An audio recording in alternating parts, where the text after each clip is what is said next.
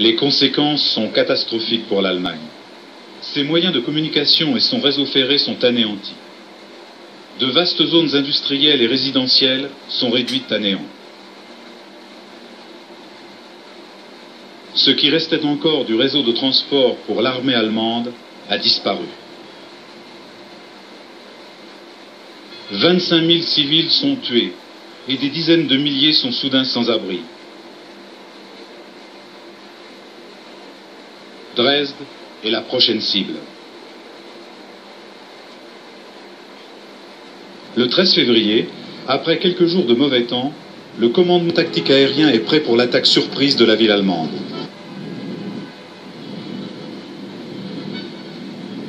Les habitants de Dresde vaquent à leurs occupations quotidiennes lorsque le premier bombardier décolle. Le plan consiste à lancer une première vague de 245 Lancaster sur la ville. Ils sont armés de bombes incendiaires. Non seulement celles-ci indiquent la cible à la vague suivante en illuminant le ciel nocturne, mais elles embrasent littéralement la ville.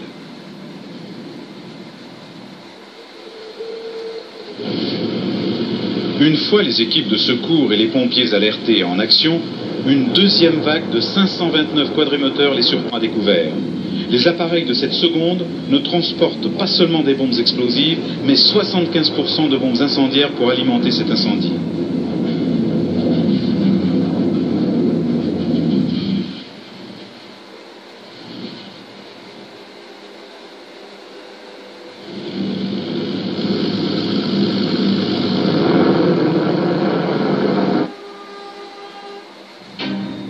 Bet £10 and get £30 in free bets, plus an extra £10 to bet. Stratégie du commandement tactique aérien après le terrible raid effectué sur Hambourg, où il a compris qu'incendier la ville est bien plus efficace que de simplement la bombarder. Les détonations émises par les bombes explosives se mêlent au sifflement et au crépitement des flammes dans un brasier qui devient un ennemi redoutable pour la ville. Le feu, attisé par des vents violents, se transforme en fournaise et ces flammes avalent la ville en moins d'une heure.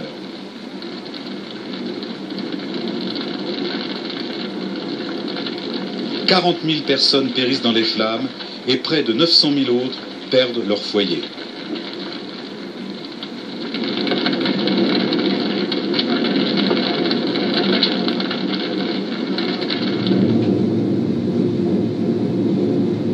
Après une dizaine d'heures de vol, le premier flot de bombardiers approche de Dresde, qui va bientôt recevoir son coup de grâce. On peut voir l'incendie qui dévore la ville à 80 km à la ronde.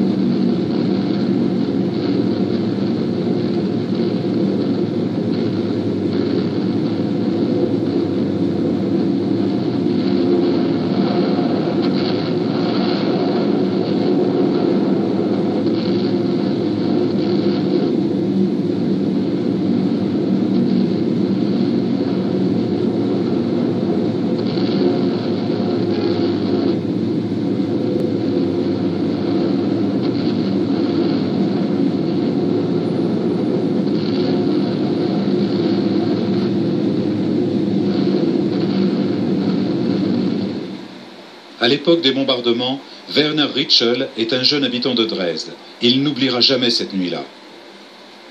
Je me souviens que l'hiver précédent, en 1944, il y avait eu un petit raid aérien autour de la gare. Mais les dégâts étaient minimes.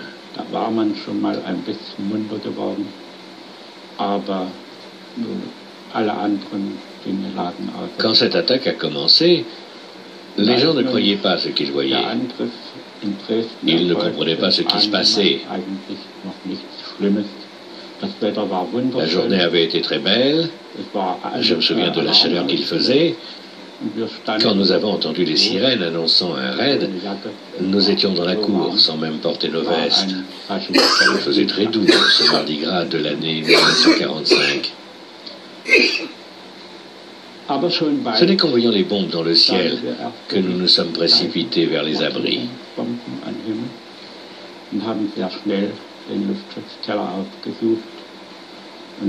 Et ensuite, tout s'est passé très vite. Les portes ont claqué, les fenêtres se sont brisées, et les objets sont tombés partout autour de nous. Nous étions tous effrayés. Je me souviens que je ne voulais pas montrer ma peur. Je voulais montrer que j'étais un jeune homme courageux. Alors je mordais mon oreiller pour ne pas montrer à quel point j'étais terrifié. La première attaque a duré environ 20 minutes. Et croyez-moi, cela peut paraître une éternité.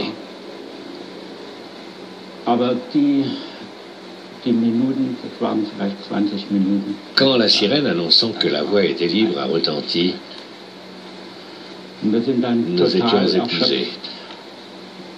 Voilà. Donc vous voyez, là c'est un Allemand qui parle. Mais entre les Occidentaux, ils se sont tapés. Parce que les autres sont allés bombarder les voies ferrées des Allemands. Parce que les Allemands aimaient bien mettre des armes dans des wagons des trains. Et des soldats. Et des véhicules allemands. Et des chars allemands. Est-ce que vous voyez?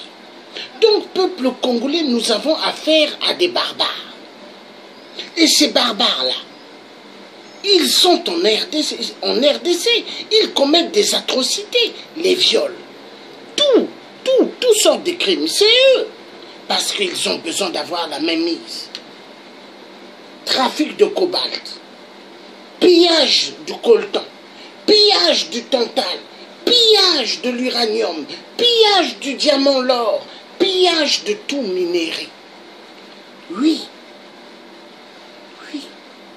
Nous allons suivre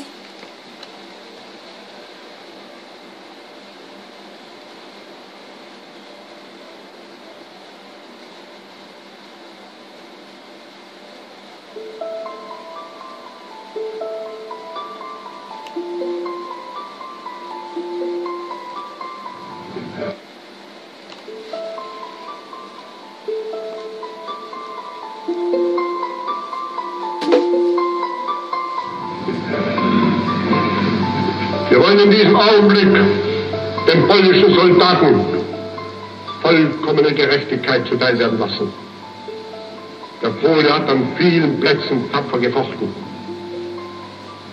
Seine untere Führung machte verzweifelte Anstrengungen. Seine mittlere Führung war zu wenig intelligent. Seine oberste Führung schlecht unter jeder Kritik. Seine Organisation war polnisch.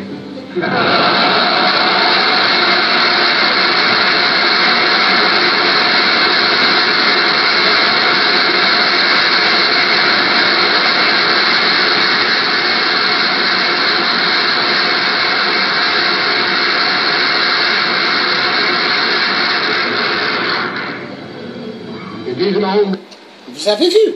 Là, nous voyons Hitler.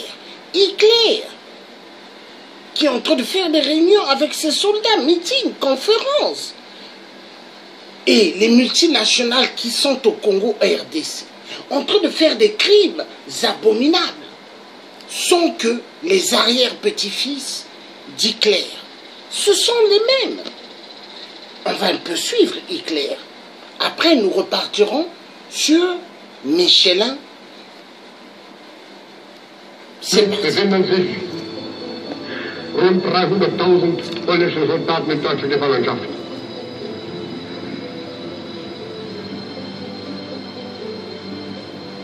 Nahezu 2000 Offiziere, Viele Generale teilen dasselbe los.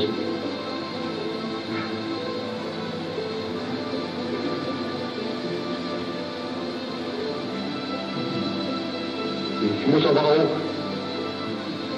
erwähnen, dass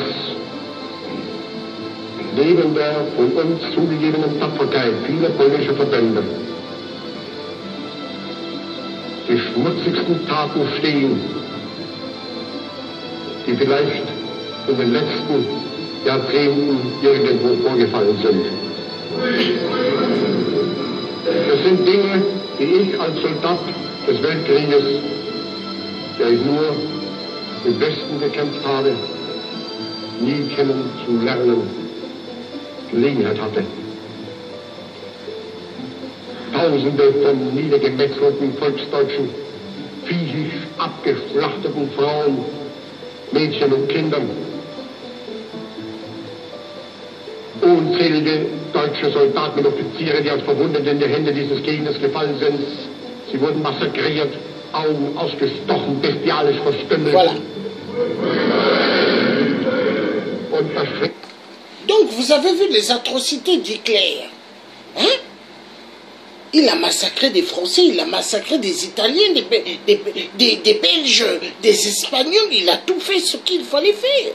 Entre eux, ils se sont tapés dessus. Donc, écoutez.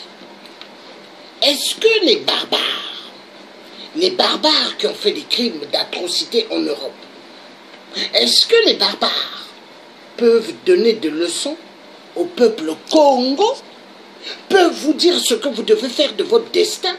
Non. Est-ce que ceux de Belgique peuvent vous dire ce que vous devez faire? Non. C'est au peuple congolais d'avoir leur destin. Leur destin de la libération de l'Afrique. La libération du Congo des Congos.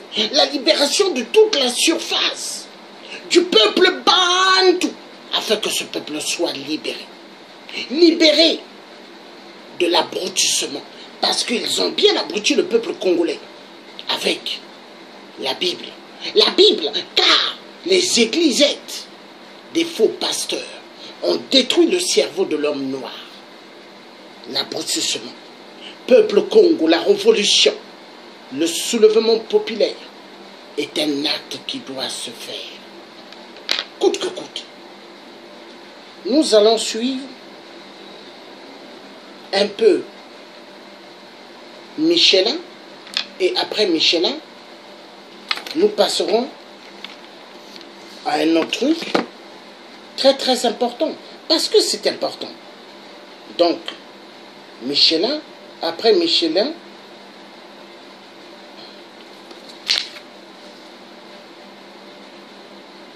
nous allons suivre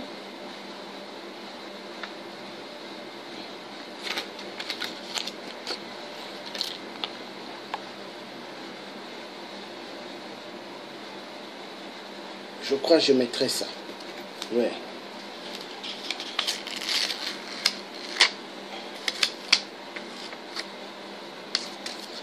Oui. Nous allons suivre ça. Donc, nous allons suivre Michelin d'abord. C'est comme ça. Voilà.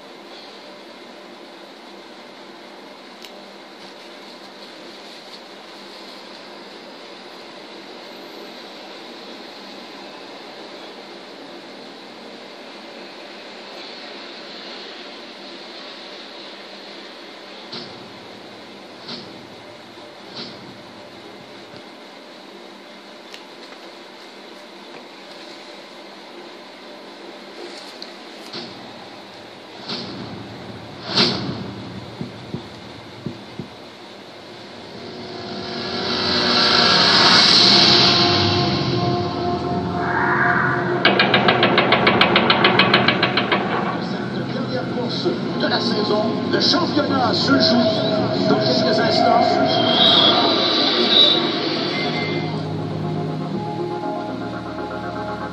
voiture de poursuite est prête en conduire.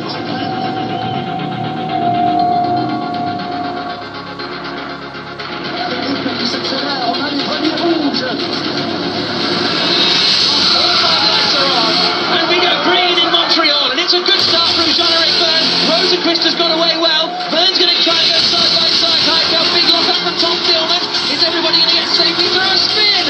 Round goes the Tachita car. Buemi's got damage on the rear of his car. The side pod is wiggling, and he's trying to wiggle it off, I think, or see if he's got any damage to the rear. Jerome D'Ambrosio swerving around, trying to attack Daniel Abt on the run into the left-hander of 3. That's going to be a brave one from D'Ambrosio round the outside.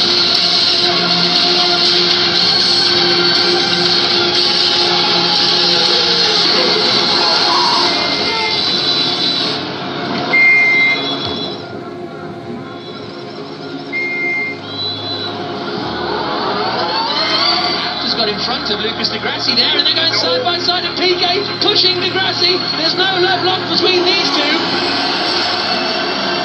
And there's Jean-Eric Byrne in the lead of the race.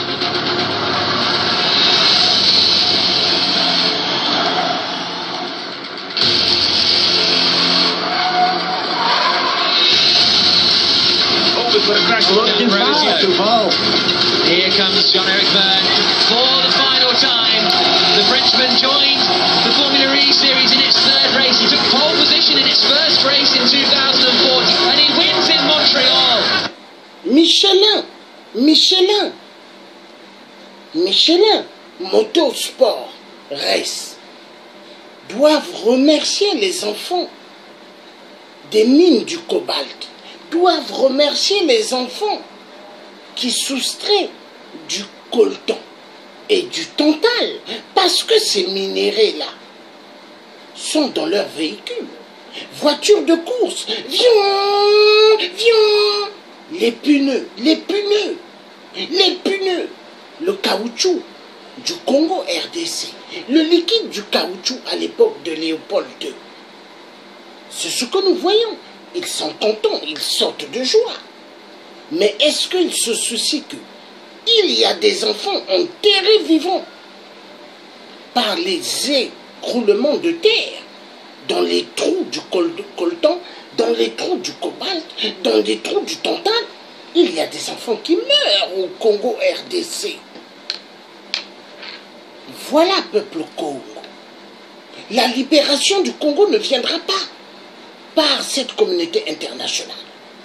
La libération du peuple Congo des Congo ne viendra pas par l'aide de Félix Tshisekedi. Grandement faux. Félix Tshisekedi est un homme de ventre, opposant du ventre. Est-ce que le vieux Tshisekedi était un opposant du ventre? C'était un vrai bonhomme. Lui, c'était un père qui aimait la nation congolaise.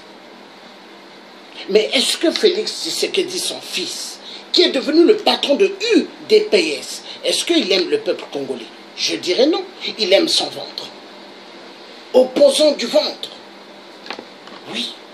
Félix Tshisekedi est un opposant du ventre. On massacre le peuple congolais. Et lui, il ferme les yeux. Il a un gros ventre. Il fait des voyages aux États-Unis, il va en Belgique, il va en Allemagne, pour aller chez les barbares. Demander aux barbares, il les mérite président. Ah bon? Donc la décision du Congo RDC doit se faire en Allemagne, en Belgique, aux États-Unis. Mais il y a problème. Peuple congolais, soulèvement populaire, coûte que coûte. Et ça fera que le peuple Congo des Congo seront libérés. Libérés des enchaînements d'atrocités machiavéliques de l'homme occidentaux, 666 barbares. Oui, barbares.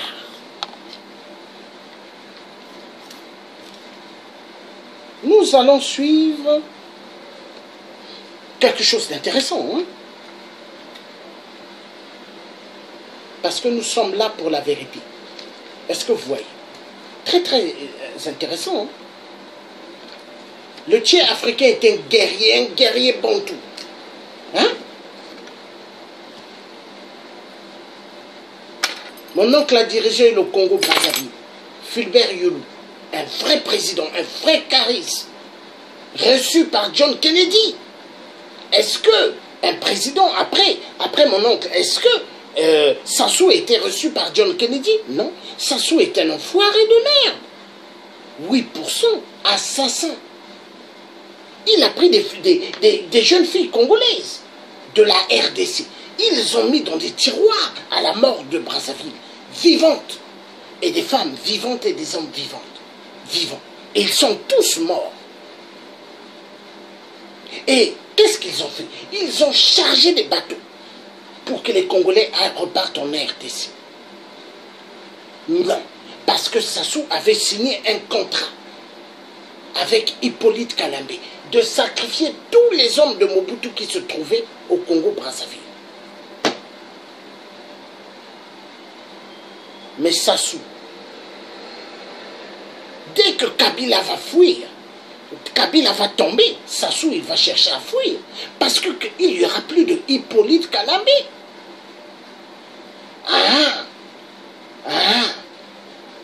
C'est bien. Votre heure, elle est comptée. Comptez les abominations que vous avez faites.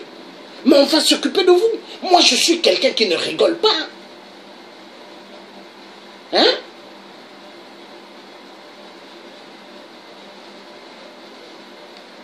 Ce qu'on a des plans avec des collègues, ce plan va se réaliser. Parce qu'on a trop joué avec le peuple Congo. Moïse Katumbi n'est pas un Congolais de la RDC. Vital Kamerhe n'est pas un Congolais. Moi, le Tché africain, je suis né au Congo-Brazzaville. J'ai le son Congo, j'ai le son Bantou. Bantou. Est-ce que Moïse Katumbi, il a le son Bantou? Non. Est-ce que Vital Kamerhe a le son Bantou? Non. Ce n'est pas des Bantous. Nous sommes les vrais peuples. Bantou. Deux Congos, un seul peuple. Oui.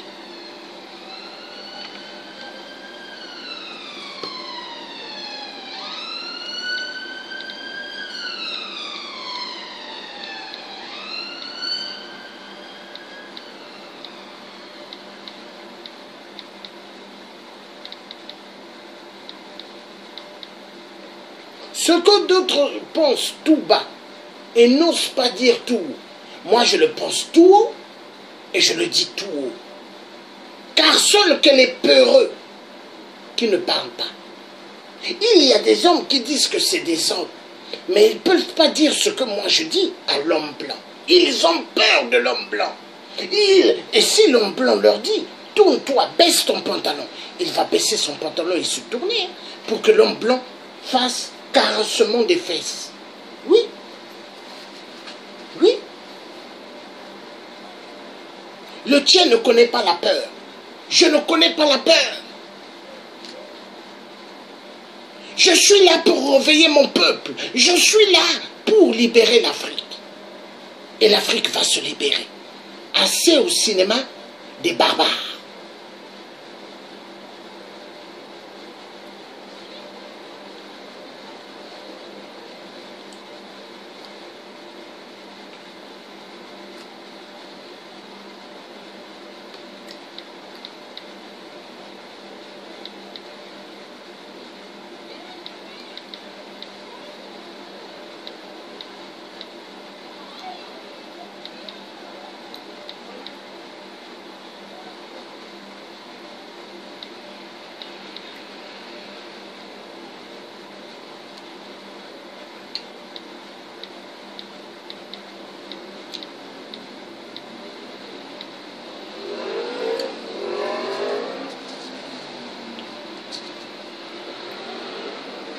On va suivre ça.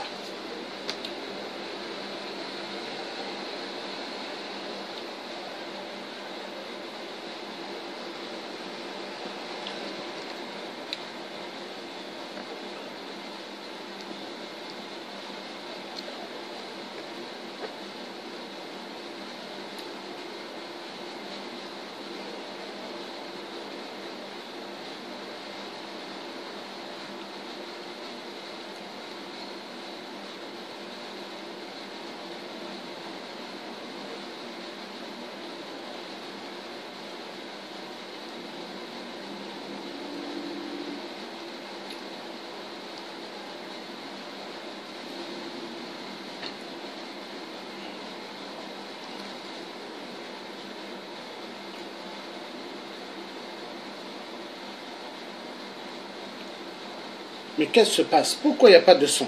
Excusez-moi.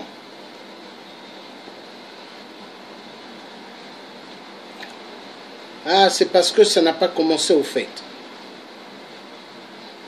Dès que ça va bien commencer, il y aura le son, je crois.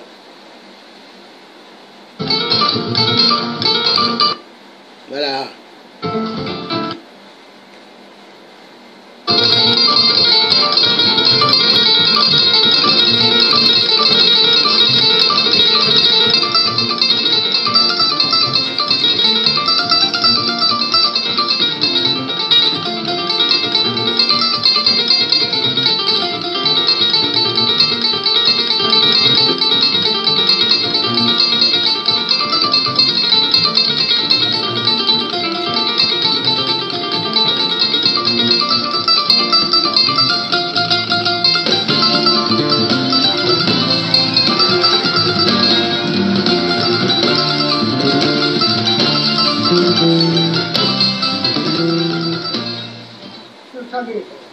Of this country. Your challenge is to foster a nation in which all people, irrespective of race, color, sex, religion, or creed, can accept a social cohesion fully.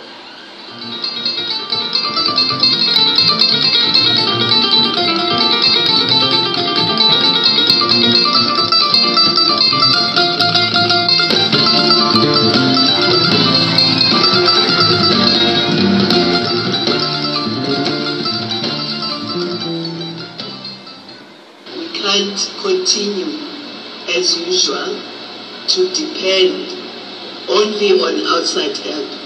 Outside help is welcome and we graciously accept it, but we must also look at how to mobilize resources ourselves.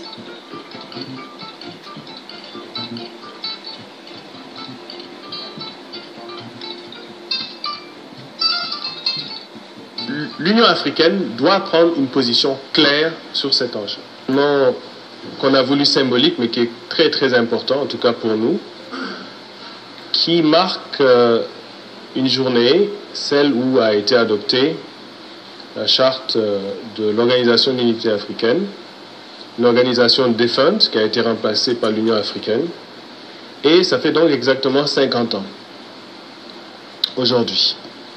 Et donc le GRILA a pris l'initiative en constatant ce qui s'était passé depuis sa dernière déclaration, celle de 2011 sur l'état du continent, qu'il y a un processus de recolonisation en cours au niveau géostratégique, il y a un pillage au niveau économique et surtout il y a une faiblesse du système de l'intégration continentale. Et que ce qui avait été constaté dans notre déclaration de 2011, c'est en fait non seulement avéré, mais même aggravé. Entre-temps, il y a eu plusieurs interventions militaires, il y a eu le rôle assez ambigu de plusieurs pays africains, eu égard à cette question militaire, mais beaucoup plus gravement, il y a eu la désunion des pays africains et des populations africaines sur les grands enjeux d'occupation. L'Africom ne déménage pas sur le continent africain. Et durant les recherches qu'on a pris la peine de faire, on s'est rendu compte qu'en fait, le processus de cooptation des pays africains est très très avancé. Que la plupart de nos pays sont déjà mis sous tutelle au niveau militaire, et que même s'il semble être une formalité cette histoire de déménagement, parce qu'officiellement aucun pays africain ne veut cette base américaine, les forces de l'OTAN qui s'agitent pour le contrôle sont déterminées de trouver un pays africain stable pour loger leur base. Et nos informations montrent que plusieurs pays africains, d'ailleurs, font des offres pour être choisis, et que c'est en fait le commandement américain lui-même qui fait la fine bouche sur les offres. L'originalité de cette déclaration, c'est qu'elle est faite au nom de citoyens africains et allemands. Les Allemands non plus n'ont pas choisi d'avoir une base de l'OTAN et surtout des États-Unis pour l'Afrique. Ils n'ont pas été consultés en Parlement. C'est une sorte de fait accompli qui date des vestiges de la guerre froide, c'est-à-dire que l'Allemagne a déjà une base américaine, mais cette base est une nouvelle base.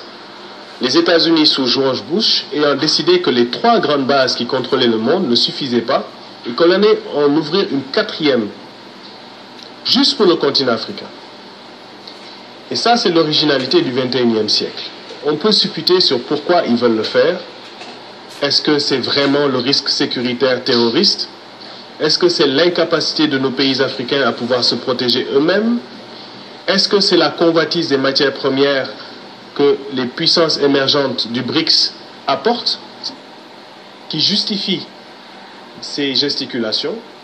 Toujours est-il que l'Afrique doit être la première à être blâmée, c'est-à-dire que notre incapacité à nous défendre nous-mêmes et surtout le fait que l'Union africaine, qui a été formée sous le volontarisme de Kadhafi, il faut le rappeler, non seulement va avoir de sérieux problèmes de restructuration, mais sur cette position de comment nous devons nous protéger, est de plus en plus en train de s'aligner.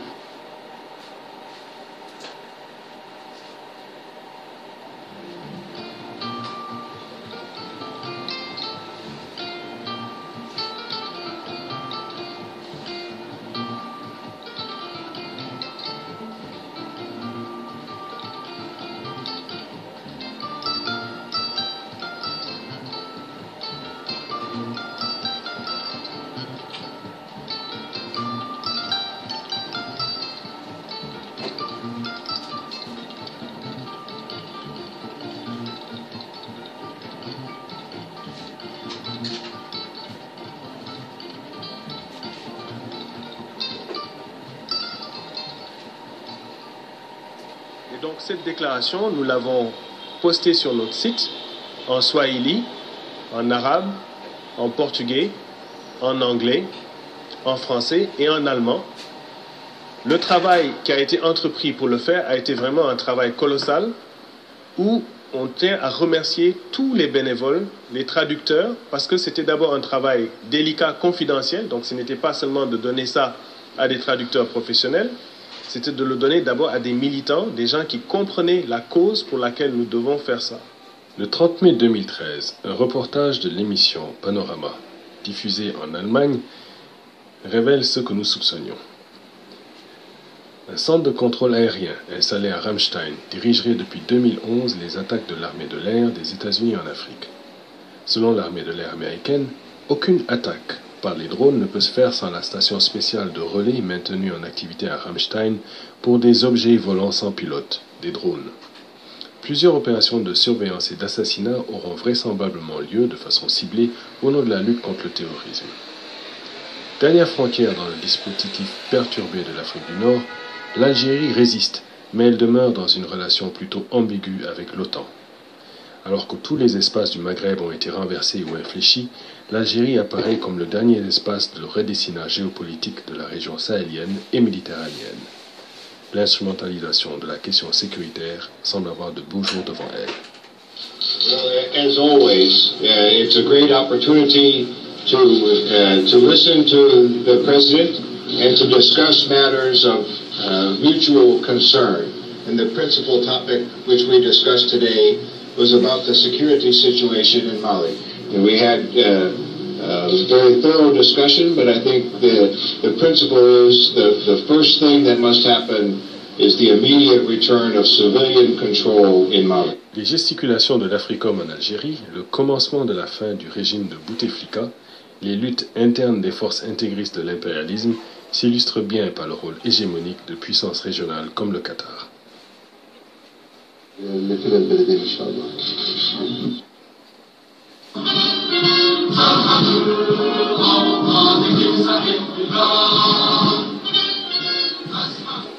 David Rodriguez is the new leader of U.S. Africa Command, taking over today for retiring General Carter Ham. At the change of command ceremony in Stuttgart, Germany, General Rodriguez said he would work to build on the relationships General Ham has established with African, European, and other international partners.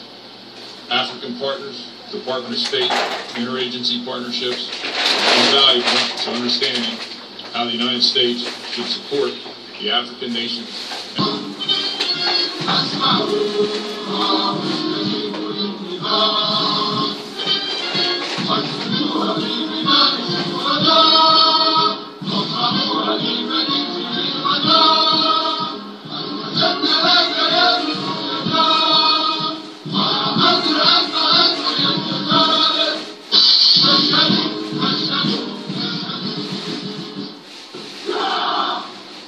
Nous avons choisi la terre africaine de l'Algérie pour y lancer notre déclaration Africom Go Home à l'occasion du 50e des indépendances africaines et magnifier ainsi la vision prémonitoire de Frantz Fanon.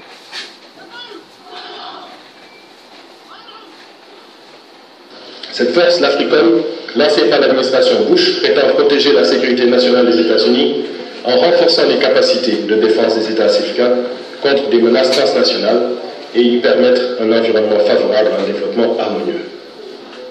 Cette perspective de base de l'Africom en Afrique, pour l'instant rejetée par la plupart des pays africains, séduit quelques-uns. Ce qu'il faut comprendre, c'est que les États de l'OTAN n'ont pas besoin de base. Ils rentrent et ils sortent comme ils veulent dans nos pays. Et ça, ils le font pratiquement depuis nos ères d'indépendance. Par contre, leur base leur permettrait, pour le XXIe siècle, de sécuriser des espaces qui le sont déjà pourtant acquis, contre la rapacité économique de partenaires comme la Chine, l'Inde ou le Brésil. Mais beaucoup plus pernicieusement, au-delà de cette question de la base, c'est la façon par laquelle nos armées sont devenues des supplétifs. Comment nos armées ont été intégrées et cooptées par les dispositifs de défense. Nous prenons un panafrique central, c'est-à-dire un développement autocentré, basé sur l'autosuffisance alimentaire, une stratégie agricole qui permettrait non seulement des réformes agraires et un équilibre vivrier, mais que les étapes qui précèdent et suivent l'agriculture soient valorisées pour une complémentarité industrielle. Ce n'est pas un développement introverti, c'est un développement qui se base sur l'autonomie collective. En lieu et place, nous avons aujourd'hui une dispersion des itinéraires. Cette urgence pour un ressaisissement doit passer par un sursaut internationaliste et panafricain, afin que nos élites, nos peuples, comprennent que la militarisation de l'Afrique est une impasse. Elle attise et plutôt attire les conflits. La souveraineté de l'Afrique passe par le démantèlement de toutes les bases étrangères, par l'avènement d'une armée continentale vouée à la défense du seul continental et du maintien de la paix. Ceci suppose une intégration continentale, autocentrée, tournée vers le progrès social, qui va justement à contre-courant de la cooptation et la transformation de nos armées en supplétifs. Ceux-ci sont désormais chargés d'éteindre des conflits le plus souvent instrumentalisés par l'ordre mondial pour l'accès aux ressources humaines comme les ressources naturelles.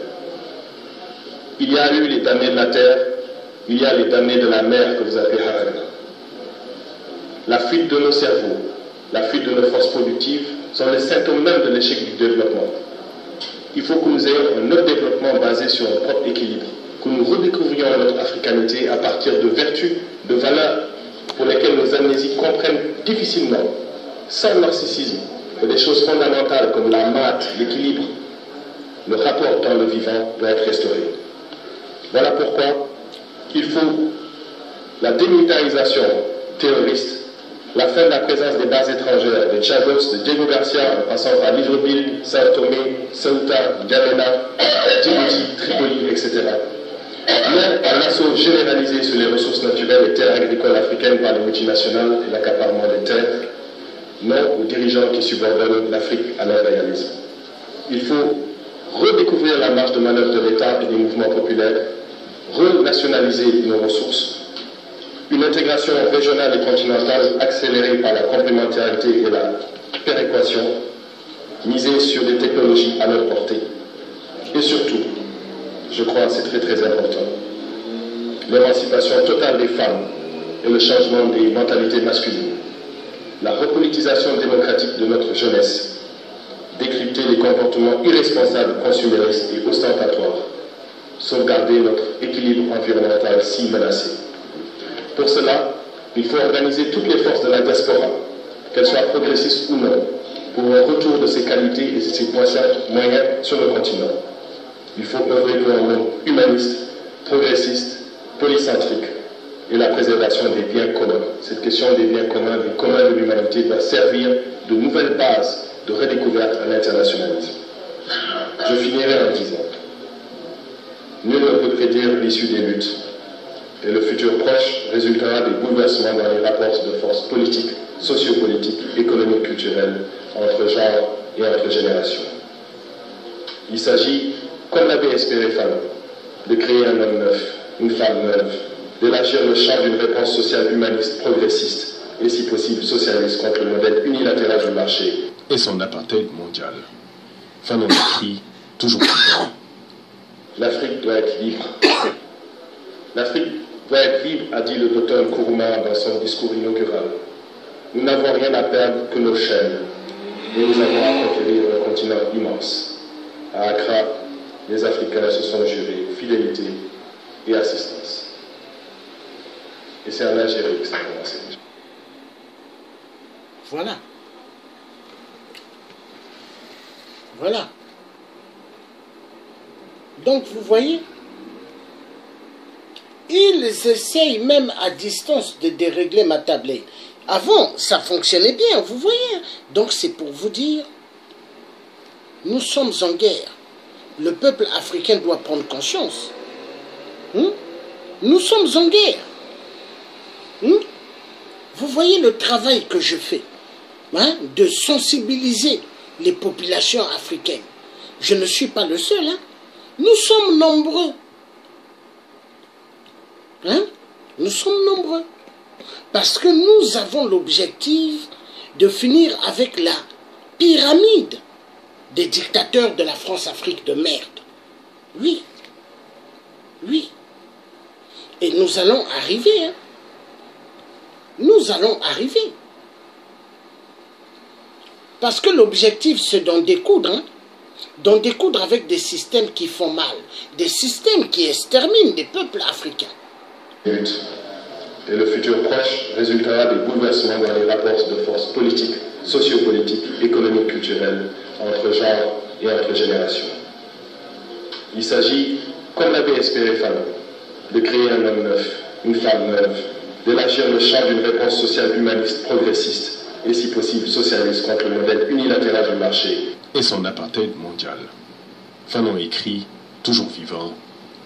L'Afrique doit être libre. L'Afrique doit être libre, a dit le docteur Nkrumah dans son discours inaugural. Nous n'avons rien à perdre que nos chaînes, et nous avons à conquérir un continent immense. À Accra, les Africains se sont jurés fidélité et assistance. Et c'est en Algérie que ça a commencé. Je vous remercie.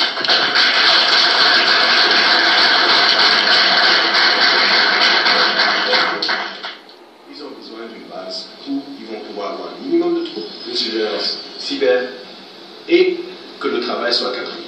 Et ça va se faire par l'entremise de programmes qui sont documentés dans nos déclarations.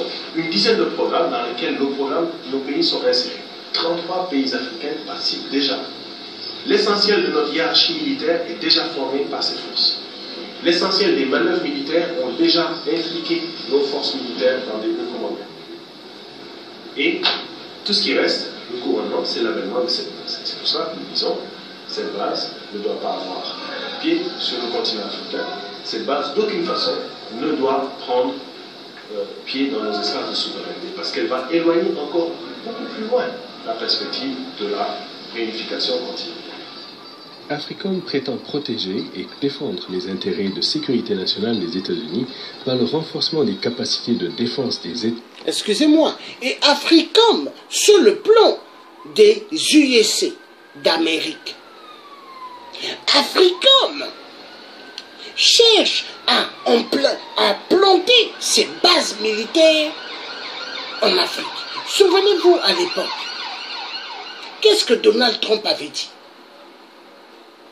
pendant les campagnes aux États-Unis?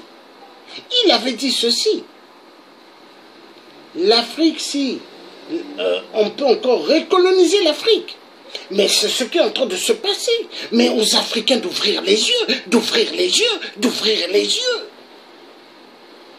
aux Africains bornés, soi-disant des professeurs mathématiques, hein, des professeurs historiens de merde, ceux qui se disent ils ont le cerveau de licence de master de merde, mais qui sont que des éléments de la communauté barbare.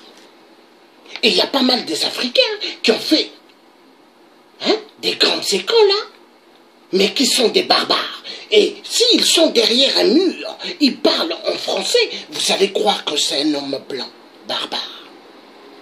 Mais c'est un homme noir. Parce qu'on lui a appris de parler comme l'homme blanc. Est-ce que moi, le tiers africain, je parle comme l'homme blanc? Non, je parle comme un bantou.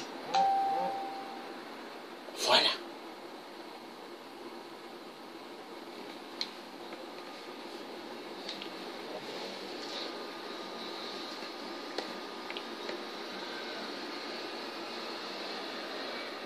Et organismes régionaux africains.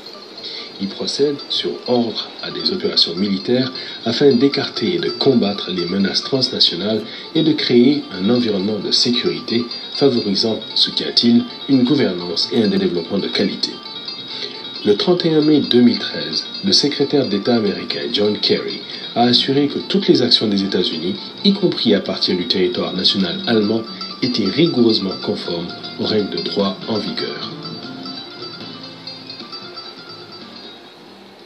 La position délicate de l'Allemagne, victime et actrice de la guerre froide, confère encore aux Américains une place privilégiée. Les Allemands sont toujours hantés entre leur capacité de s'en sortir seuls, de faire de l'Europe un empire flattant certains conservateurs allemands qui marchent alignés dans le projet américain d'encerclement du monde. So thank you, Chancellor Merkel, for your leadership.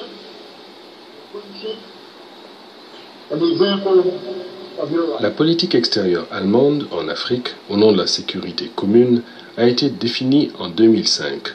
Elle s'oriente de plus en plus vers l'investissement, le commerce et le renforcement sécuritaire. Depuis 2005, l'armée allemande a régulièrement participé en Afrique de l'Ouest à des exercices militaires Flintstock de l'Africom.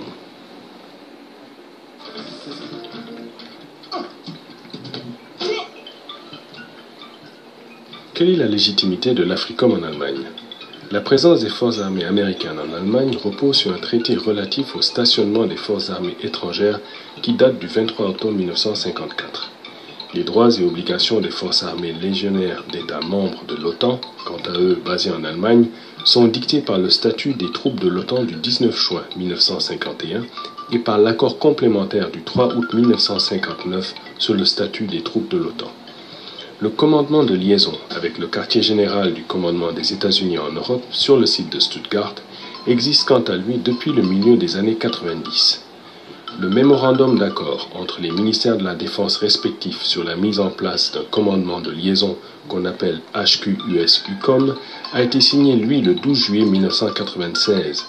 La Bundeswehr allemande maintient à Ramstein et à Stuttgart des commandements de liaison VDKDO avec les unités de force aériennes des États-Unis USAFE et le commandement des États-Unis en Afrique USAUCOM et US-AFRICOM. Le commandement de liaison de l'armée de l'air auprès de l'USAF sur le site de Ramstein existe quant à lui depuis le 1er juin 1996. Je vais au Parlement allemand à la rencontre des députés du groupe Linke. Pour beaucoup dans l'opposition de l'Allemagne de la guerre en Irak ou en Libye, le parti Linke est, malgré la crise de la gauche allemande, une formation moderne et pacifiste. Nous avons un vrai chantier et une longue période de travail pour aplanir nos positions. Les députés ont présenté le 14 juin 2013 une trentaine de questions pour la première fois au Parlement allemand. Les députés Nima Movassat et Henke Hensel, entre autres, ont eu le courage de poser ces questions.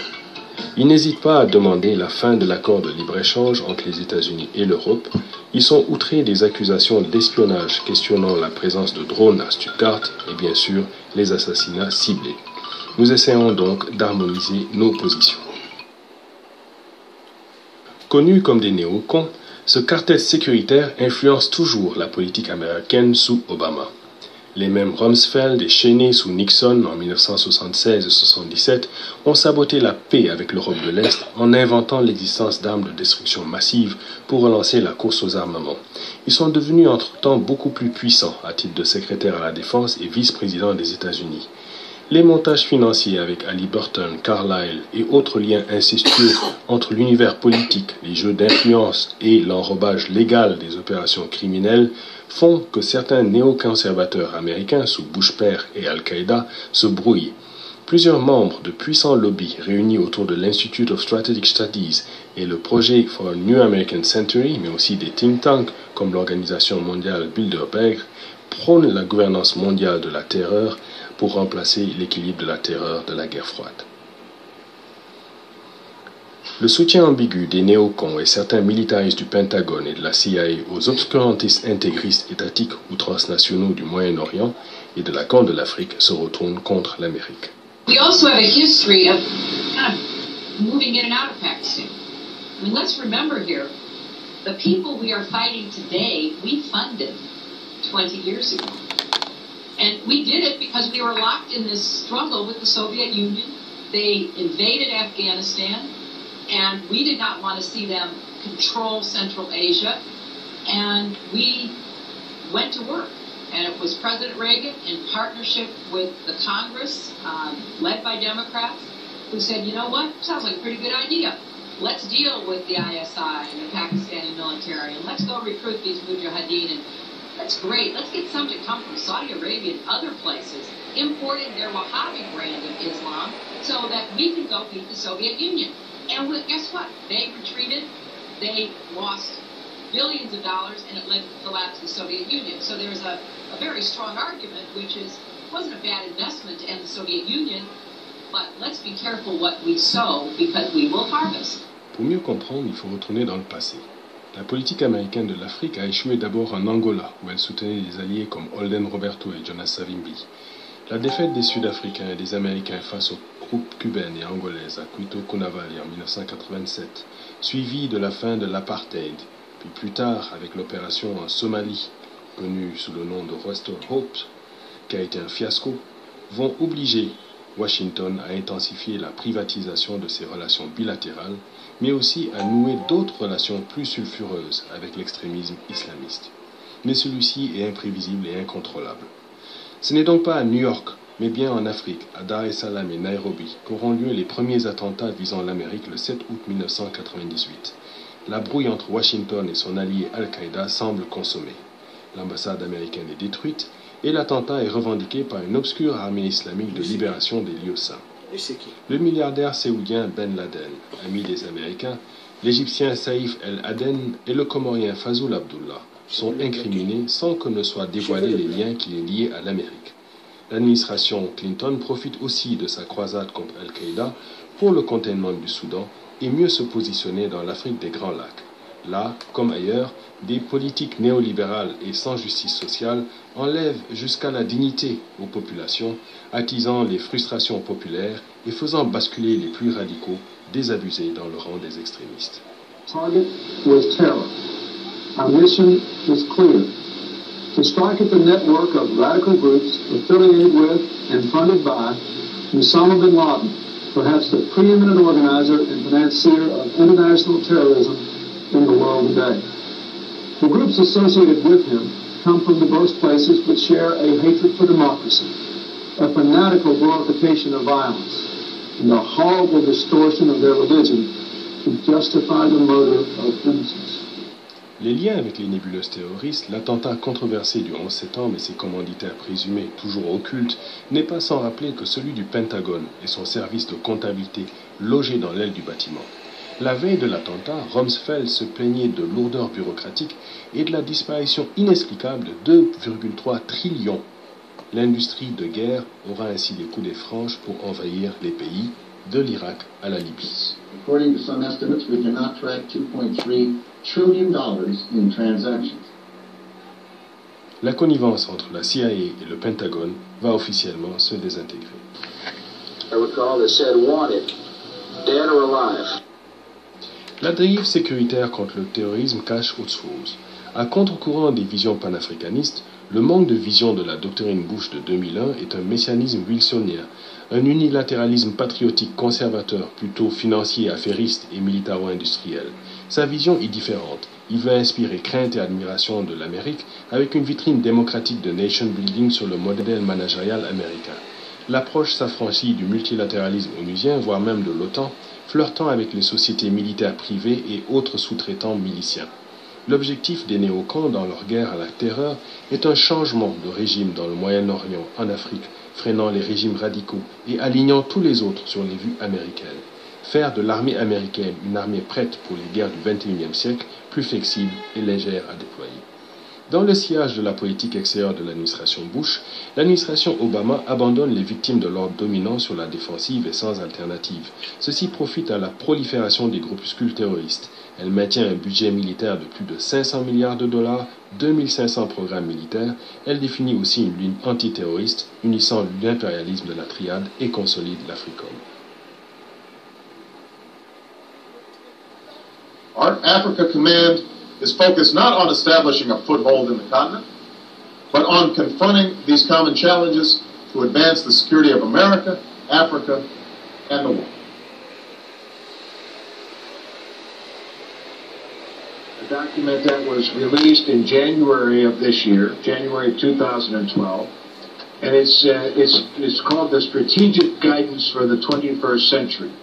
It was a document approved by President Obama, developed by Secretary of Defense Panetta and Chairman of the Joint Chiefs of Staff General Dempsey, that outlines the global defense strategic guidance which will guide the U.S. military well into the future. When you read the document, you will find that the word Africa appears precisely once, one time. And so some question that and says, well, does that mean that the United States military does not really think very seriously or is not very committed to African security matters? When you look at the list of tasks that are assigned to the Department of Defense, the tasks which my nation expects our military to accomplish, you will find some very consistent and very relevant priorities for those of us who operate with our African partners. Violent extremist organizations, transnational threats, illicit trafficking, countering piracy, the phrase we use, building partner capacity. I think it's better to say enabling the capacity of other states to be able to provide not only for their own security, but to contribute more effectively to regional security as well. Developing nations' capabilities to deal with humanitarian assistance and disaster relief materials and contributing to regional security. It looks like the AFRICOM is a military outfit. Isn't it a military outfit? Sir, yes, sir. It is a military outfit. Ultimately, if you go around and ask African leaders, which members have done, and you look at experts, it's hunger, disease, intestinal warfare, pest disease, oppression, poverty. Those are the primary things that Africa needs help with. Those are not military focused items. So the question really becomes, what the heck are we doing so that AFRICOM is a military-led group or a war effort tribe? It looks like you're going over to protect oil and fight terrorists, the same misguided way they would fight terrorists out.